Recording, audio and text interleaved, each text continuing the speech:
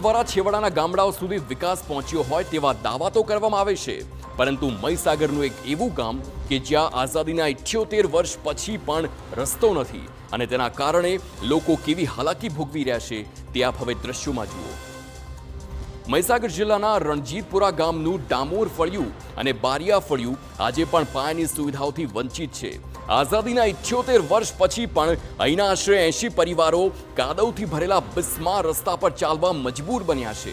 ગ્રામજનો પાસે પાકા રસ્તાઓની કોઈ સુવિધા નથી। જે રસ્તો છે તેને કાદવ અને કીચડનું સામ્રાજ્ય જામ્યું છે। તેમાં રસ્તા પર પગ મૂકો તો પગ કાદવમાં ખૂંપી જાય અને પગ ઉઠાવો ત્યારે ચંપલ કાદવમાં જ રહી જાય છે। તે પ્રકારની હાલાકી પડી રહી છે।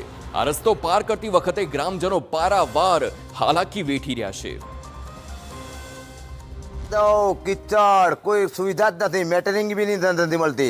અમારા ઘરના અંદર કોઈ સભ્ય માણસ સ્કૂલમાં છોકરો લઈ જવા માટે ચાલતું કાદવમાં આવવું પડે છે। મેં સરપંચ તલાટીને બી રજૂઆત કરી, સભ્યને બી રજૂઆત કરી કે રંગીતપુરાનો નાળો બી તૂટી ગયેલો સાહેબ, એની પંડરવાડા લાગે છે, પેટા સેન્ટર રંગીતપુર ડામર ફળ્યું છે અમારું, પણ એના અંદર કોઈ સુવિધા જ નથી।